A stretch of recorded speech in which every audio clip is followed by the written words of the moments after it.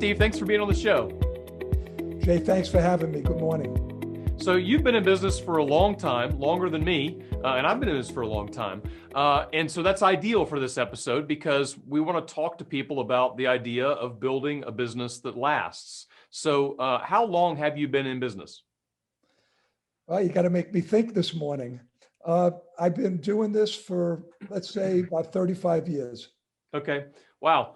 So that's a long time. And so as a result, you've seen a lot of changes in the business climate, business market, the economy, the country, the world. I mean, lots of things have changed in 3 decades. So when you first starting out in business and you're starting to kind of run your own show in the early days, what were some things that you encountered that maybe surprised you that you weren't prepared for?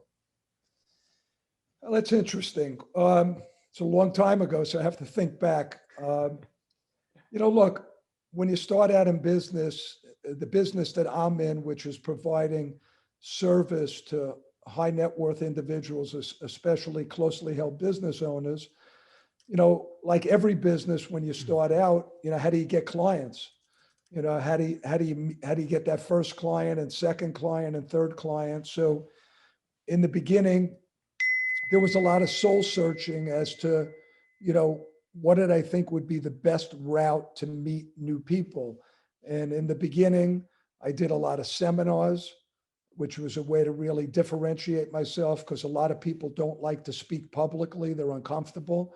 So, if you can get up in front of an audience and have the audience interested in what you say and you keep them interested throughout the seminar, that's important. I also built relationships with a lot of the ancillary advisors that kind of work on the teams that do what I do, like CPAs, trust and estate, tax attorneys, financial advisors. So a lot of time was invested in building those relationships, which many of them still exist today, but you're always, you lose some either through people getting out of business or unfortunately getting sick and dying, and you always gain new ones. So that's always an evolution.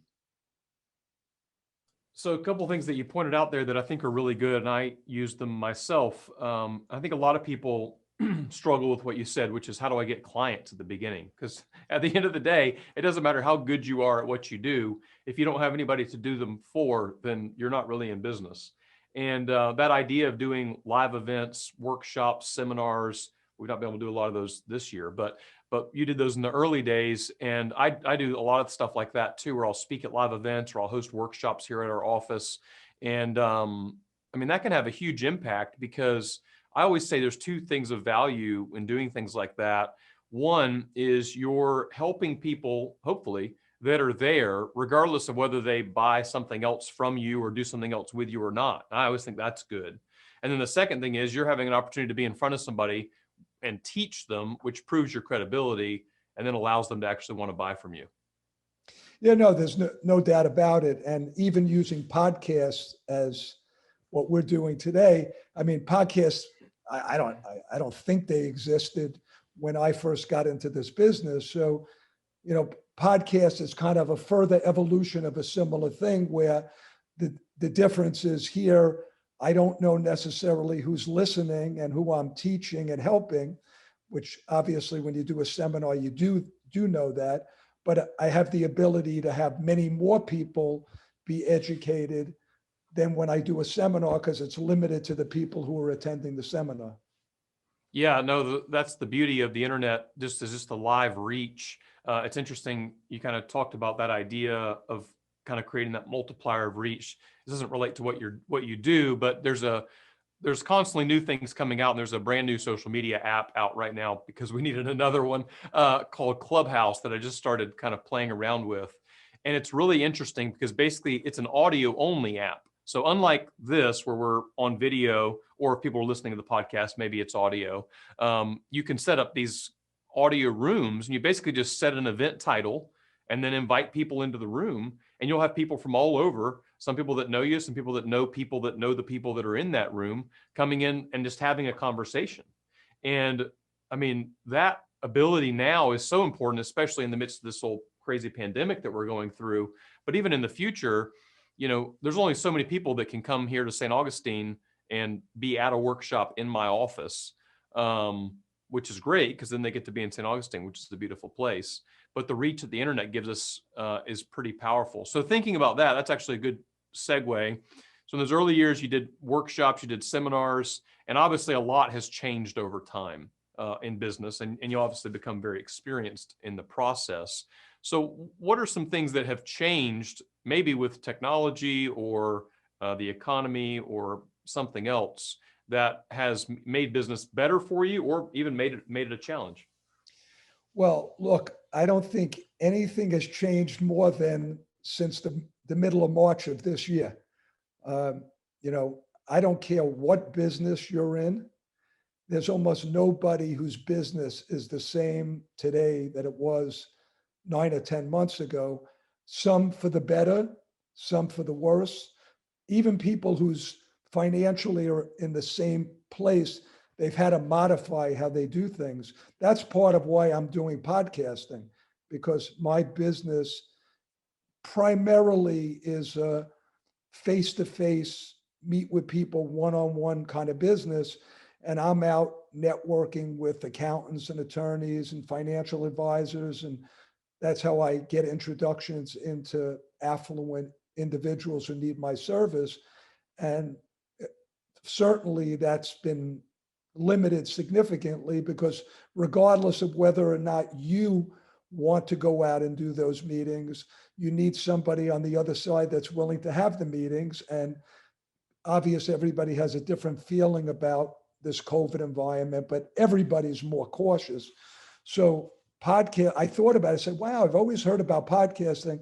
It's a great time to do it because most people are kind of stuck at home.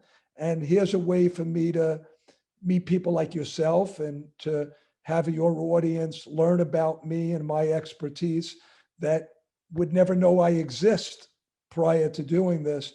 So and then, you know, once you do a podcast, you have something permanent. It could be on LinkedIn, it could be on Facebook, it could be on YouTube.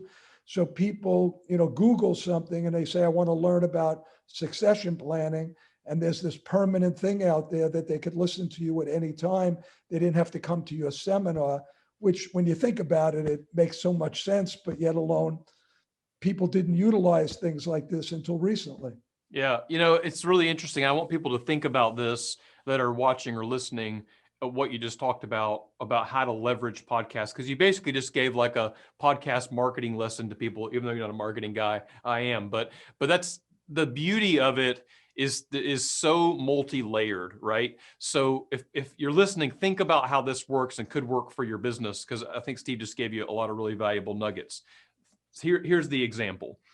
Steve is looking for, you know, high net worth individuals, and in many cases, business owners fall into that category. And so as a result, he's doing two things. One, he's on a show with me. I'm not sure I qualify yet as a high net worth individual, but you know, I'm moving towards that area. I'm going to keep working on it. But people that listen to the show, certainly there's people that listen to the show, some of you out there that are high net worth individuals. So he's able to have an audience in front of you. And on the flip side, what happens for me is I interview people on this show who have been in business for 10 years or more. And I also help people with all kinds of marketing strategy and growth and get things off of their plate. And so while I could potentially be a prospect for Steve, or those of you that are listening could potentially be a prospect for Steve, Steve could be a prospect for me, or somebody that he knows could be a prospect for me. And at the same time, we're having a great conversation that adds value and is going to hopefully help people that are listening. So that's what I love about this medium of podcasting, is that there's so much value across all these different layers, and it can help you grow your business. So if you're out there listening, just rewind, listen to how Steve was talking about that and how he's thinking about using it for his business. And this is somebody who's been in business now for 3 decades plus, and is constantly going, you know what? All right, how am I going to solve this? And at the end of the day, that's how businesses survive, is they are problem solvers. For sure. So Steve, what other, let's talk specifically about what you do. So, succession planning, legacy building, what happens when a business owner is gone, either by their own choice or by, God's choice, I suppose. So is that kind of the focus of what you do? You help people plan for kind of either the unseen or, I mean, the seen. At some point, we all know that we're not going to live forever, or we're not going to be in the same business forever. So what are we going to do when we leave? Is that kind of the focus of where you're at? Yeah, I mean, my business touches upon a lot of areas. So in one way that I would describe it is, if you took a lot of things that somebody's CPA does, a lot of things that their trust and estate and tax lawyers do and corporate lawyers, what their people who manage their money do, people who maybe provide insurance and benefit services to a client. If you kind of take what all of those advisors do and kind of like shake it up and put it into like a smoothie, you know, that's kind of me. Like I know almost everything that an accountant's going over with their business owner clients, what the trust and estate tax lawyers are going over with them. It's a multitude of areas. The area that is usually a key component of it is succession planning. So what does succession planning mean? You kind of hit upon it. There's always a succession to a business, because either your business isn't going to go on forever or you're not going to go on forever. You know, Right. one of those things is going to happen at some point in time. So succession means you and the business don't continue. So either the business doesn't continue or you don't continue. So that usually encompasses, you know, who's next in line? Do you have kids in the business? Do you have other partners? Do you have other family members? Do you have key employees? You know, you always need to have a plan, because not having a plan is a plan. Like which a lot of people Right. don't have a plan. And I say, well, you still have a plan. Do Yeah. you have a will? Yes or no, based on whether you have a will or not. Even there, you have a plan. So it's kind of like, when you're younger, somebody like yourself, it's hard, like, well, what's my succession? You know, I'm a young guy. I may be married, I may not be married. If I have kids, they're young. They're not taking over my business. If I don't have a partner.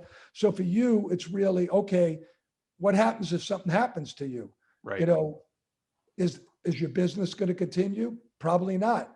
You know, if you have people relying upon your income from your business, well, what happens to them? If the business goes away and the business can't be sold, there isn't a lot of value there to bring into your family. How's your family going to live? You know, so you get into things like life insurance and and disability and how I protect my family.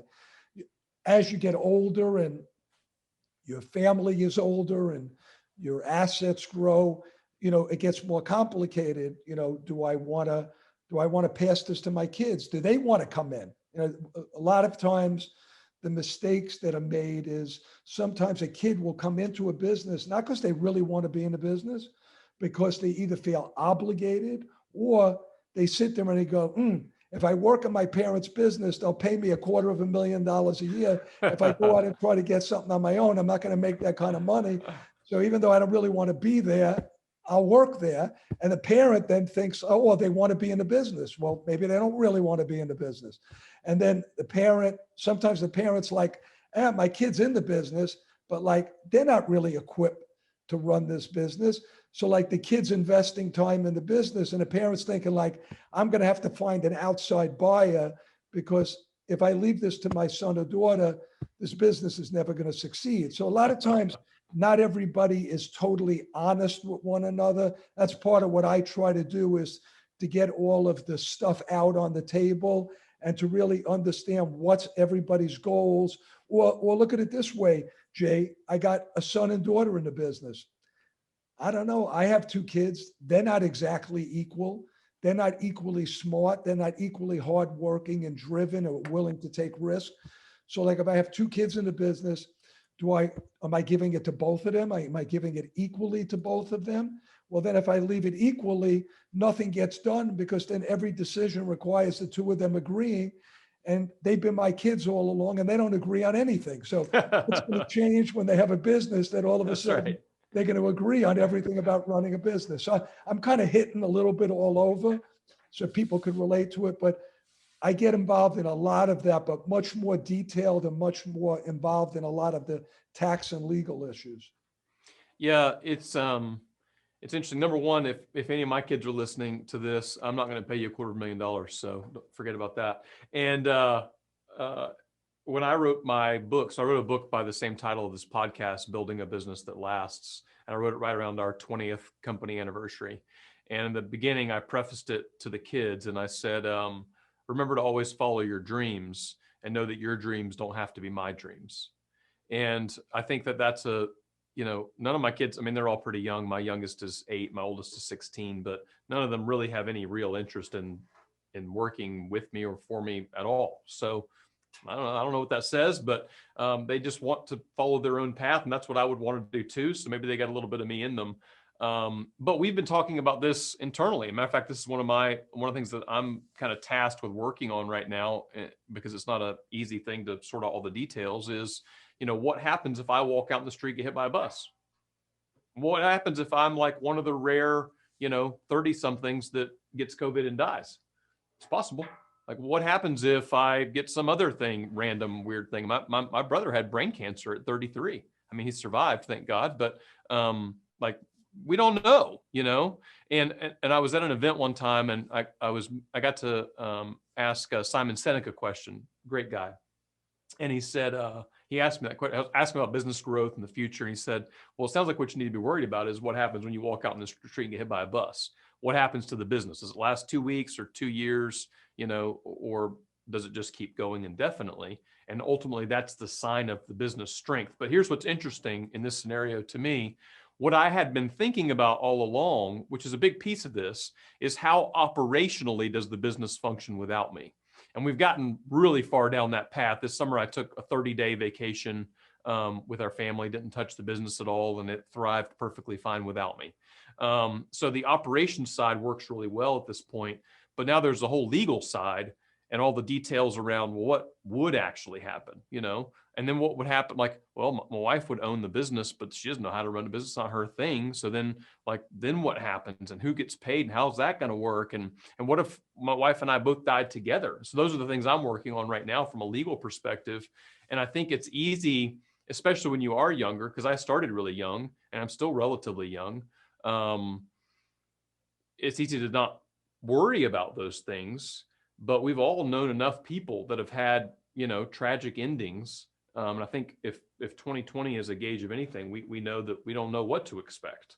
And preparing for these things are really important. So just real tactical, if you're talking to another business owner, leader, entrepreneur, obviously there's people listening to this at very different levels, right? Some people are just thinking about starting a business. Some people have been in business for a few years, but they've not built anything, super substantial yet. They're still trying to figure out how to make the wheels turn. And then some people are really established and they're just listening for other insights because they're constant learners, like you and I are. So at each of those stages, what are some practical things people could start doing, or what do they need to think about right now in order to kind of set their path towards where they need to go, to know that they do have an actual plan versus a bad plan, which is no plan? Well, I would say to you that, let me tell you some of what I find are the reasons people don't plan.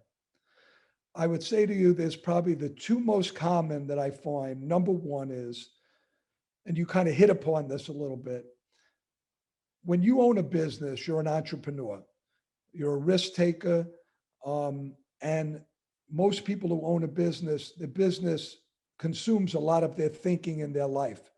So in order to plan, you have to stop doing something or allocate a certain amount of hours from something that you know is important to take care of today, to allocate those hours to something that may be important in the future. And that's not how people tick. Especially that's not how entrepreneurs tick. So maybe something like you having a brother at a young age have, something so serious as brain cancer or COVID, some events sometimes take place that sometimes get people to say time out. I know this probably isn't going to happen to me, but it could. And I got to like plan my future a little bit here. But generally, very, very, very difficult to get entrepreneurs to stop doing what they need to do today to do it tomorrow. And one of the reasons why, like a lot of times, let's use your CPA. Everybody has an accountant. CPA generally is the advisor who has the closest relationship with the client. They see him the most often. They talk to him, probably the most trusted advisor. But CPAs many times are not very good at getting these things done because when they meet with the client or talk to the client, there's always some emergency. There's always some fire that needs to get put out. And and then the CPA is going with, is it October 15th? Is it September 15th? Is it April 15th? Is it July 15th? Is it year-end planning? So sometimes you need an advisor on the team whose only job is to help you plan, because that's all they're doing for you rather than because the CPA, you could always say, look, I don't want to deal with it right now. And the CPA is like, well, I'm getting paid, $25,000 a year from this client. I'm not going to upset the apple cart. If he doesn't want to do it, I'm not going to do it. Well, somebody like me, I don't serve any other purpose. So if I don't help you plan, there's really no need for you to have me as part of your team. So sometimes having that outside person pushes you. So one reason people don't plan is what I just said. They just can't focus. The second time planning becomes difficult, especially in a family business, is when, let's say I got 3 kids and one of them's in the business and 2 of them are not in the business. And I'm sitting there saying, for the last 30-ish years, my kids have played me against one another. Like, Jay got a new phone, so Billy wants a phone and Sally wants a phone. And then Jay gets a TV in his room and so does Billy and Sally. And then Jay gets a car. And then when Billy gets a certain age, he wants a car. Why did Billy get this car? And I got that car. And, they're always playing you. They're good at that. They're good salesmen, kids. So then all of a sudden, you've told them all through your life, I love you the same. You're all my kids. I'm always going to love you and give you the same that I give to your brother or sister. And then one day you wake up and you say, holy smokes, I built this big business. I got one of my kids in the business. I got 2 not in the business.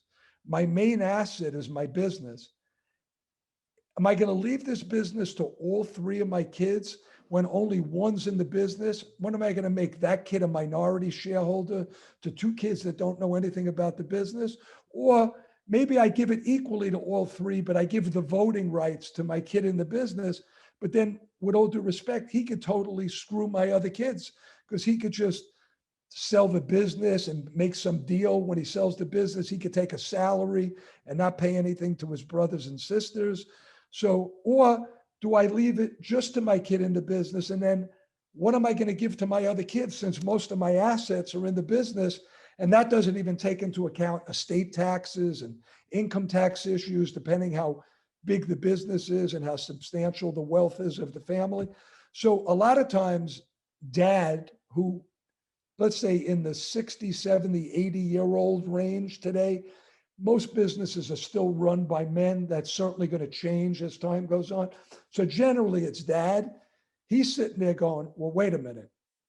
If I tell my 3 kids what my plan is, no matter what it is, somebody's not going to like it. And then what's going to happen is, let's say my son, who's married to my daughter-in-law, who I don't really get along with that well. I'm just making this up for conversation. I love my daughter-in-law. Just for the record. Purposes. But let's say I don't really get along that well with my daughter-in-law. When she finds out that her husband, my son, may not get any of the business and he may not make the kind of money my other son is making, well, all of a sudden she could say, well, you know what? Your dad's not seeing his grandkids anymore. Like, I'm holding his grandkids hostage because I never loved your dad to begin with. And now I really don't like him based on what his plan is. So a lot of times dad sits back and says, I'm not doing that. Let them find out when I'm dead. Like, I love my grandkids and I want to see all my children and grandchildren. So I don't want to upset the apple cart. So I'm not going to tell anybody anything. And when I'm dead, then they'll be pissed off, but I'm dead. So I don't care. You know what I'm saying? Now I know that sounds terrible, but I think you could sit back, Jay, and say, I could see how somebody would think that way. Like I could see how they don't want to upset the apple cart. So it's the combination of not wanting to upset the apple cart and stopping emergencies that I need to deal with today to take time to plan for the future. Those are two of the main reasons it's tough to get people do it, because people are like, I'm young. You're a young guy. What do you have to worry about? You're not going to die tomorrow. You're not going to get sick. I'll deal with it later. But you're right. COVID, you could be that unlucky 30 or 40-year-old who gets sick, and now your wife can't run the business, and like your business doesn't really, it's not that saleable. And now how's your wife going to put food on the table and take care of your kids if you didn't think about this at all? So that's like a long answer to your short question. No, that's good. As you were telling those stories, I was thinking the sad part about this is, based on how long you've been in business, my guess is those aren't just random stories, but you've probably actually seen a lot of that unfold. And that is, just thinking about all that, I thought, man, that is a stressful situation for everybody involved. But I think especially if you're the one who owns the business, and especially if you're a dad, like you're thinking, like, I think both if you're a dad and if you have a team that you care about at the company, you're like, I'm just trying to help everybody here. And yet you're going to be the one that's kind of stuck between a rock and a hard place if you don't have a good plan in place. So that's a big deal. Let me give you one example, Jay. I think you'll appreciate this. This has really happened, but it shows you what could happen. So I go in and I have a meeting, this nice big building, really nice sized company, obviously successful family. And I meet with a guy who's probably, I would say age-wise, like late 50s-ish, early 60s, sitting behind this big desk. And, after, some of the soft talk and small conversation, I get into like trying to get some information. So let's say you're the guy and I go like, okay, Jay, what percentage of the business do you own? And you go, 0. So I'm already like, I kind of have an idea of what may have happened here, but I keep going. I go, so Jay, you don't own, is this your family's business? Yes. So who owns the business? And you go, my mother. So now I know what happened, but I keep playing along this. So I go, so Jay, tell me what happened. So he goes, well, here's what happened, Steve. I came into this business. I was in my 30s. My dad was in his 60s. Mom had nothing to do with the business. My dad didn't really do any planning, and he suddenly died of a heart attack at like 61 years old. And his will said that he leaves everything to mom. It's common, dad dies, leaves it to mom, mom dies, leaves it to dad. So mom inherited the business. So I go, so let me ask you a couple of questions, Jay. When dad died, how big of a business was it? Oh, we were doing about 5 million of revenue. How big is it now? Oh, we do 50 million of revenue. I go, is your mom involved at all in the business? No. Are your siblings involved at all? No. So I guess, to pat you on the back, I guess, Jay, you built this from a $5 to a $50 million business. I mean, you had a head start. Obviously, dad gave you something to start with, but 5 million to 50 million is a big difference. Okay. Yeah. So I go, you did that. I go, what's your relationship like with mom? Well, to be honest, not great. Well, why is that? Well, because we fight over things relating to the business. I want to invest money and grow the business. She is afraid. She doesn't want to do that. I want to get compensated more. She controls my salary, even though I built this business. And I said, you understand what you're dealing with, Jay, is, you see, your mom is not your mom anymore. Your mom was your mom till the day your dad died. After the day your dad died, your mom became a widow. And when a mom becomes a widow, especially if dad kind of handled all the financial things and took care of everybody, mom gets nervous because she's always relied on dad. He's not there anymore, and thus becomes much more cautious with things. That's part of what you're dealing with. So just out of curiosity, Jay, you have two siblings, right? You said a brother and a sister. Who does mom get along best with? Oh, far and away, my sister. Why is that? Well, my sister takes care of my mother. She sees her the most. She sees those grandkids the most. So, Jay, do you have any idea what plan mom has with the business? No, she won't talk to me about it. As a matter of fact, I don't even use the same lawyer that my mom uses because it's almost like a conflict of interest. So I go, you do realize that one of a couple of things could happen. Mom could die and leave you the business, you. But now you're going to pay estate taxes on a $50 million business that you grew, but you still got to pay the taxes because she owns the business. Or mom could leave the business to all three of you, and you're a minority owner in a business that you built. Well, mom could say, I don't like my son, and I'm leaving it to my other kids. And you could end up giving all your best years of your life working in this business and inherit nothing. So I really gave the guy indigestion because he kind of knew a little bit about these issues, but I kind of like hit him over the head a little bit. And that's an example where dad didn't do planning and nobody really thought out. I'm sorry. Nobody really thought out what could end up happening in the future. And that's really sad. And basically that is really a good example of what could happen. Yeah, that's crazy. I mean, I think that what the other thing that's happening here that's valuable for people to think about that are listening is one of the things that I always say when it comes to marketing a service, and I don't think you're trying to market or sell to anybody, you're just telling stories because that's what you've been good at. But what you're doing as well is you're agitating a problem. And so people are listening, not turn this into a marketing seminar, but people buy things because they know that there's a problem. And I always say there's three different types of prospects. There's somebody who doesn't know that there's a problem. That's a lot of people. There's somebody who knows there's a problem, but they're not sufficiently disturbed yet to take action. That might be the guy sitting at my desk. He's not done much. He's, maybe he's meeting with you, but that's about the extent of it. And he's only doing that because he got forced into it by somebody else. And then there's somebody who knows there's a problem and they're sufficiently disturbed about it to take action. And the example that I always give of this is like, you've got a cavity, but you don't know about it. And then your tooth's kind of aching, but it's not really that bad. You take an ibuprofen and it's fine. And then now it's hurting so bad, you can't even think straight. You got a pounding headache. You got to go to the dentist right now. There's a serious problem.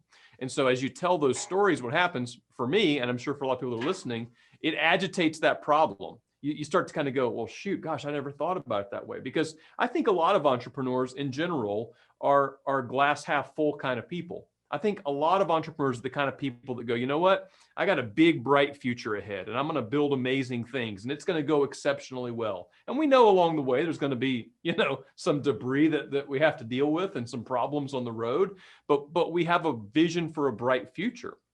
And I think the question we need to ask sometimes is, yes, but what if this happens? Like, how are we prepared for that?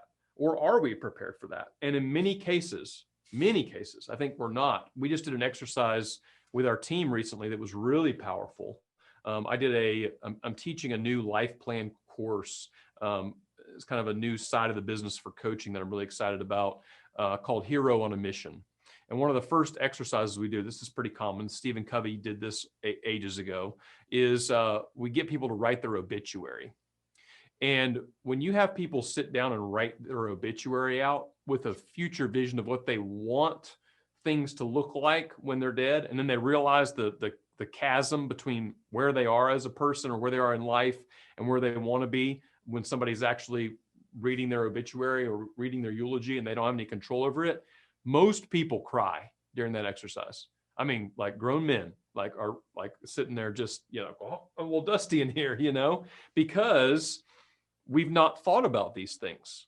We've not thought about the reality of what happens. And I think the scariest thing in some of those situations is you could be kind of callous on one side and be like, well, I'm going to be dead, so I don't really care what happens. But I don't think most people are like that.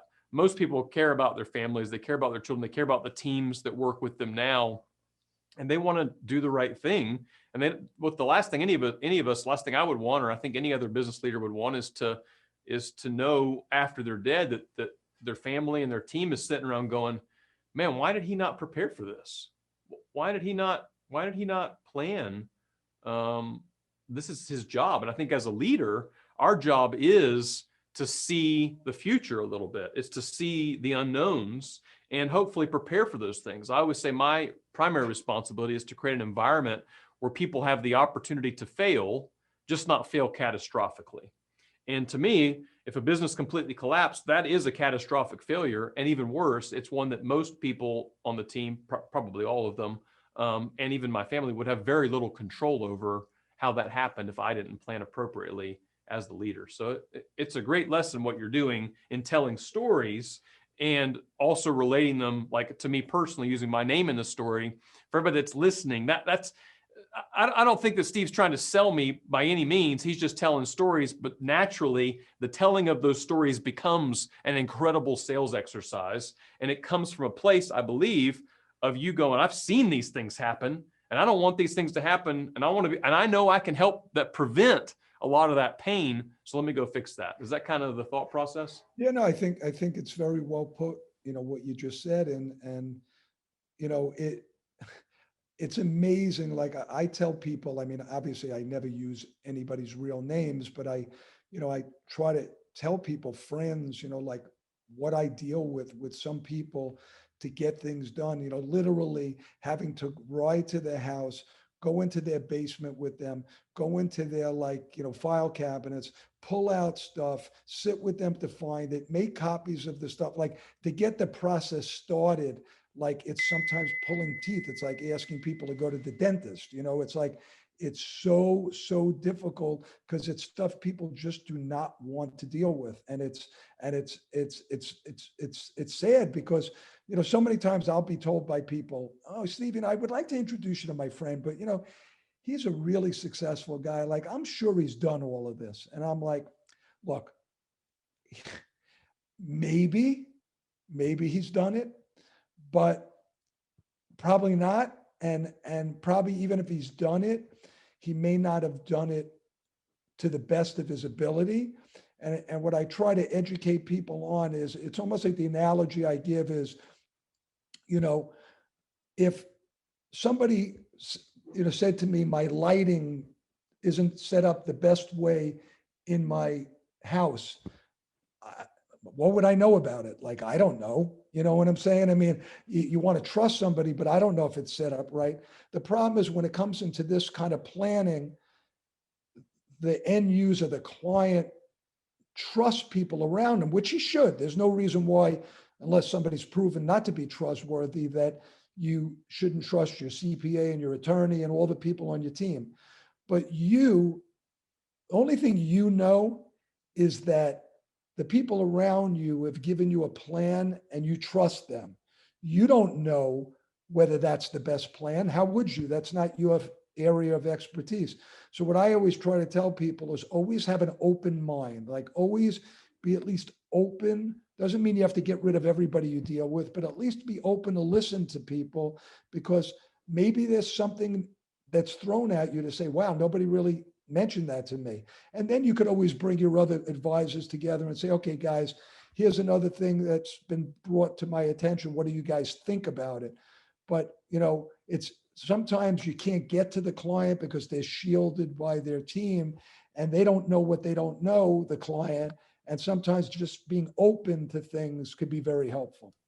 Yeah, absolutely. I think you've given us a lot of good things to think about. My guess is a lot of people listening to this are going, oh gosh, I've not really thought about that stuff at all. And it's not necessarily the most fun thing to think about, but you got to do it. You got to take care of your family, and you got to take care of your business and the people that work with the business.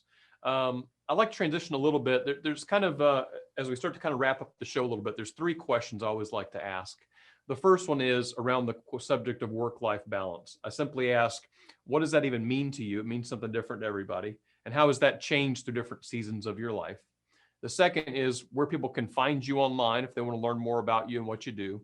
And then the last one is any parting advice for people who want to build a business that lasts. So first question, work-life balance. What does that even mean to you, and how has that changed through different seasons of life? Well, it's unbelievably important to me. I've been married to the same woman for over 40 years. My Congratulations. family, my children, my grandchildren are unbelievably important to me. One of the biggest advantages of being an entrepreneur is that I have been able for all these years to make my own schedule and prioritize. My son was a big time ice hockey player, and I went to probably 1,000 hockey games he was in over the years. I could have never done that if I was an employee. So, having that ability, and I think with COVID, even more so, because I think probably if there's any one positive that's come out of COVID is how many families have spent, like I've had my daughter and my son-in-law living with me. I'm now down in Florida, where my son, daughter-in-law, my grandkids are, and my son-in-law and daughter are living with me here. I mean, I don't know how happy they are to be living with me all this time, but obviously as a parent to be able to be with your children, that's been one saving grace of COVID is there's been a lot more family time together. So family work-life balance to me is so important. In terms of reaching me, one place you could reach me is stephengoodman.biz, where I offer a free copy of a book I've written on business succession planning. So anybody who has a business, a family business, a business with partners or key employees, I think they would find the book very useful. There's no charge to it. You can come there. You could also come to my other site, which is shgplanning.com, where I have about 70 articles there that I've written on subjects from succession planning to estate planning to insurance to investments to annuities. It's pretty broad area. Awesome. So that's really valuable. I put the link to that on the Facebook in the comments for people that are watching on Facebook. People on the podcast, I'll put a link to that, but it's pretty easy to remember anyway. stephengoodman.biz. So parting thoughts. So when you think about talking to another business owner about the idea of building a business that lasts, which you have done, what kind of advice would you leave them with today? I think you should always be learning. Like I'm an avid learner. Like every day I want to know I learned something that I didn't know the day before. Now, as you get older, you hope some stuff doesn't leave you as you add new stuff in, but I'm always looking to learn and educate myself, not only for my business, but just in life.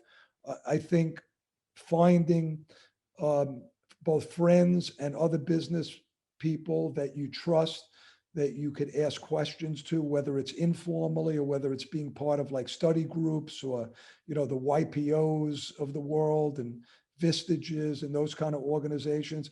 I think it's important to surround yourself with people because nobody knows everything. And you always want to, like, sometimes I can't ask something to my wife. She hasn't had to experience what I've had to, but I could maybe ask you, Jay, like, how did you deal with that? Like, you've had to deal with some of the things I've dealt with, even though it may be a different business.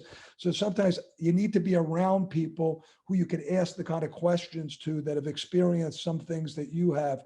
So I think that's probably two of the most important things: learning, always learning, and having people around you that you could bounce things off of.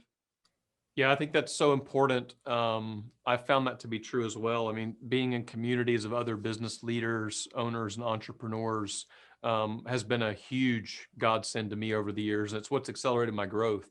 I think a lot of people over time are so worried about their competition, and they should be more worried about collaboration, or more interested in, I should say, collaboration, because some of the best growth opportunities I've had have been being in circles of other business leaders who do the same thing I do. And we're just bouncing ideas across because we understand each other. We know what it's like to try and build a team. We know what it's like to deal with all the things that come along with trying to grow a business. And it's not even just in the same industry, but even in varied industry. I just actually joined a new organization called C12, which is like a council of Christian CEOs. You meet in a group of 12 every month and have a great conversation for a full day. It's a big commitment. 1 day per month is a lot. Sure. But it's so impactful because it helps me refocus on what I need to focus on, and it holds me accountable. Because it's kind of like what you were saying earlier about if you're just dealing with the same team members, even like an accountant, like you said, it's almost like an internal team member, even if they're not. To having somebody from the outside look in and go, oh, hold on, but who has access to things that maybe other people wouldn't have access to, and goes, hold on, what about that? What's going on there? And then you have to respond to that. And sometimes the answer is, I don't know. I've not really thought about that. And man, that's just so valuable. You just to close on one thing and using the term about holding people accountable, that's such a great, that's the exact words I was going to use. And that a lot of people don't want to be held accountable, you know, and I think that being willing to be held accountable is such a way to grow as a person and as a business person, because there's people on you and you're going to meet with these group of 12 guys and gals every month. And you know that they're going to ask you, what did you do? How did you handle this thing, Jay, in this past month? And you can't go there and say, if it's that last day, it could be that 29th day, you're taking care of that thing because you're not going in front of those people and saying, I didn't do anything, If you don't have those people, you're just not going to do it. Another month will go by. So yeah, I think it's great. Well, Steve, thank you so much for being on the show today. I know you made me think about a lot of things that have been valuable and will have impact on my business and my future. And I think that's probably true for a lot of other people. So I appreciate your time. Yes, it's been great, Jay. Thank you, and good luck with your family. Hey, I hope this video has helped you with some tips and ideas to build a business that lasts. Make sure you subscribe to our channel so that you don't miss out on the next videos that we roll out. And more importantly, for some awesome free resources, head over to our website at buildingabusinessthatlasts.com. You can get a free copy of my book there where I tell you how I have built an agency that's grown year over year for the last 20 years in a row. So go grab that, buildingabusinessthatlasts.com, and make sure to subscribe to our channel. Thanks. We'll see you soon.